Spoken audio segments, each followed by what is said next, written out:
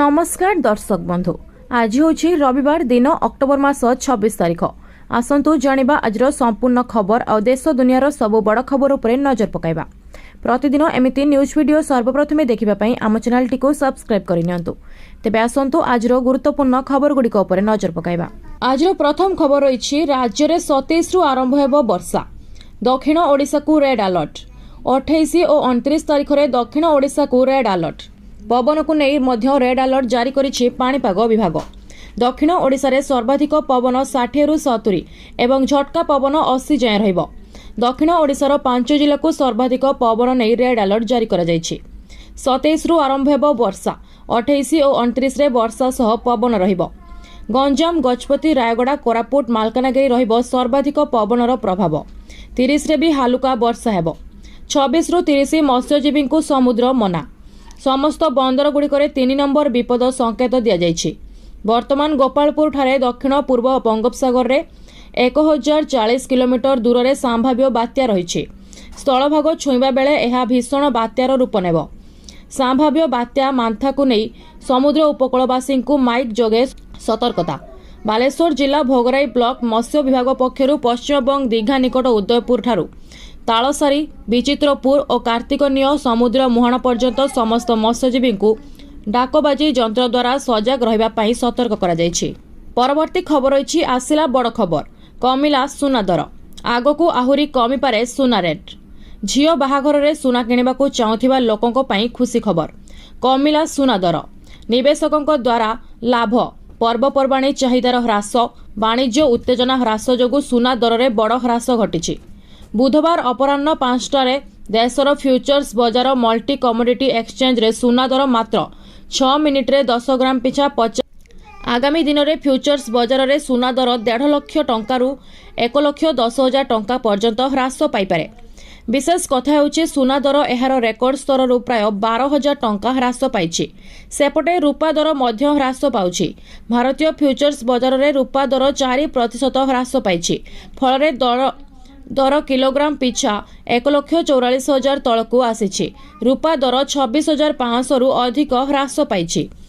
देशर फ्यूचर्स बजार multi commodity exchange रे सुना दर वर्षर सबुठारु बड़ ह्रास पाइछि। तथ्य अनुसार बजार खोलिबार किछि मिनिट मध्यरे सुना दर 1,20,000 टंका को ह्रास पाइछि। गोटे दिन पूर्व सुना दर 1,28,271 टंका बंद होइथिला, किंतु बुधवार सुना दर 1,20,575 टंका को ह्रास पाइछि। एहार अर्थ सुना दर रे 7,696 टंका ह्रास पाइछि। परवर्ती खबर। 8th पे कमिशन को नहीं आसिला बड़ अपडेट। 50 लाख रु अधिक सरकारी कर्मचारी उपकृत हेबे। खूब शीघ्र केंद्र सरकार 8म वेतन कमिशन संपर्क में एक नूतन घोषणा करिवार संभावना रही। एही खबर प्राय 10 नियुक्त केंद्रीय कर्मचारी एवं पेंशन भोगी को लाभ देव। जो माने गत किछि मास धरी नूतन वेतन कमिशन अपेक्षा रहिछंती। सरकार 8म वेतन कमिशन पई नूतन नियमावली प्रस्तुत करिबारे सक्रिय भाव में नियोजित अछंती। नवेम्बर 2025 सुधा सरकारक द्वारा एक विज्ञप्ति जारी होई पारे बोली अनुमान करा जाउछि। सरकार 8म वेतन कमिशन खसड़ा प्रस्तुति करने अधिक समय बाकी नहीं, कारण 7म वेतन कमिशन कार्यकाल डिसेम्बर 31 तारिख में शेष होगाकू जाउछि। एहा परे सरकार को आवश्यक पदक्षेप नेबाकू पड़िबो। अर्थ राष्ट्रमंत्री पंकज चौधरी कहिसंती सरकार एही प्रसंग में सक्रिय भाव में कार्य करुछंती। वर्तमान केंद्र सरकार राज्य अर्थ विभाग एवं अन्यान्य विभागरू प्राप्त परामर्शगुड़िकर समीक्षा करुछंती। 8म केंद्रीय वेतन कमिशन संपर्क में विज्ञप्ति सरकार यथा संभव जारी कर। परवर्ती खबर रही पोस्ट ऑफिस रो धमाकादार स्कीम। थरे जमा करंतु प्रति मासरे पांतु 5,500 टंका। आजिकाली समस्ते कोनोसी ना कोनोसी उपाय टंका निवेश करबाकू किंबा संचय करबाकू चाहती। एहा भितरे प्रथमे मन को आसे पोस्ट ऑफिस संचय योजना गुड़िक विषय रे। पोस्ट ऑफिस पिला, झियो एवं वयस्क समेत समस्तों पई विभिन्न योजना प्रदान करे, कारण अधिकांश पोस्ट ऑफिस योजना विपद मुक्त। एठारे निवेश करथिबा आपणकर टंका सुरक्षित। एहा व्यतीत एही योजना गुड़िकर सुधहार आकर्षणीय एवं सरकारक द्वारा ग्यारंटी। मासिक आय योजना MIS कहा पई सर्वोत्तम। ଏହି ଯୋଜନା ଅବସର ପ୍ରାପ୍ତ ବରିଷ୍ଠ ନାଗରିକ ଏବଂ ଗୃହିଣୀଙ୍କ ପାଇଁ ସର୍ବୋତ୍ତମ।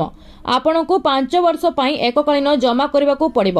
ଆପଣଙ୍କ ଜମା ତାରିଖରୁ ପୋଷ୍ଟ ଅଫିସ୍ ଆପଣଙ୍କୁ ପ୍ରତି ମାସରେ ସୁଧ ଦେବା ଆରମ୍ଭ କରିବ। ଏହି ଯୋଜନା ବର୍ତ୍ତମାନ ପ୍ରତିବର୍ଷ 7.4% ସୁଧ ହାର ପ୍ରଦାନ କରେ।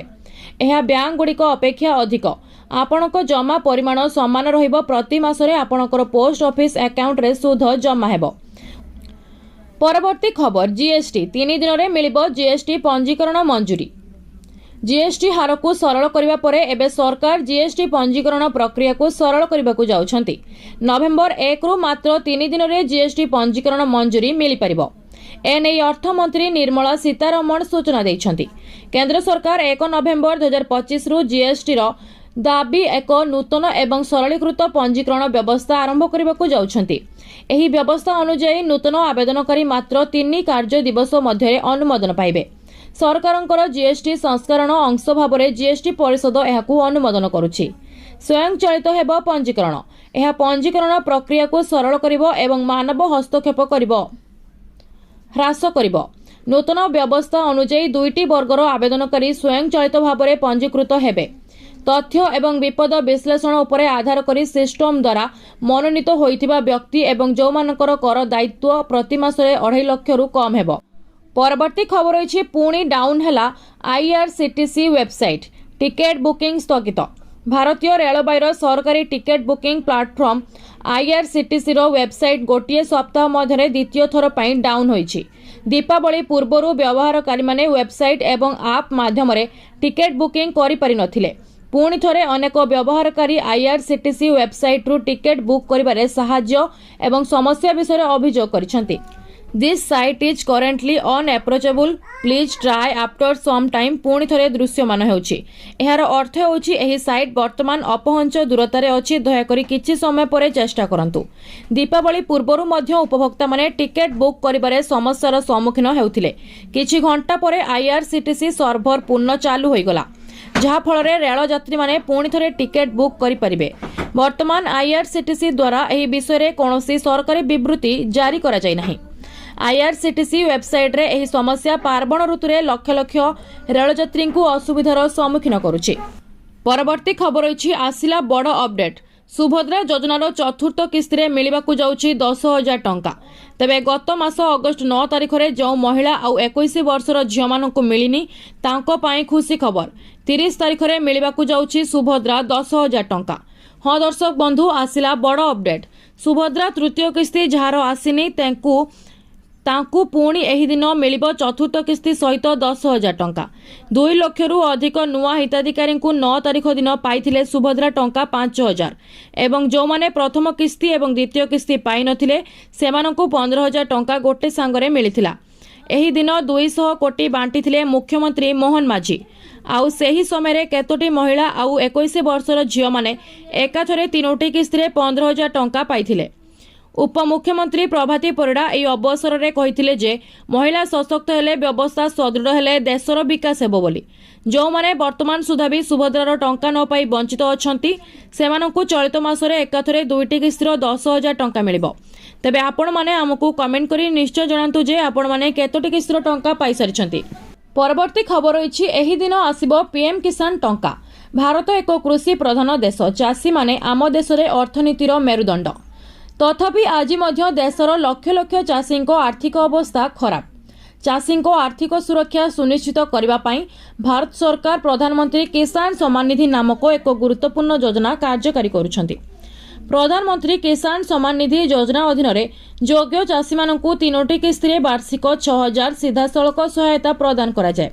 ଏହି ଯୋଜନାର ଲାଭ ପାଇବା ଚାଷୀମାନଙ୍କୁ ବିହନ, ସାର କିଣିବା କିମ୍ବା ଛୋଟ ପରିବାର ଖର୍ଚ୍ଚ ପରିଚାଳନା କରିବାର ଯଥେଷ୍ଟ ସାହାଯ୍ୟ କରୁଛି।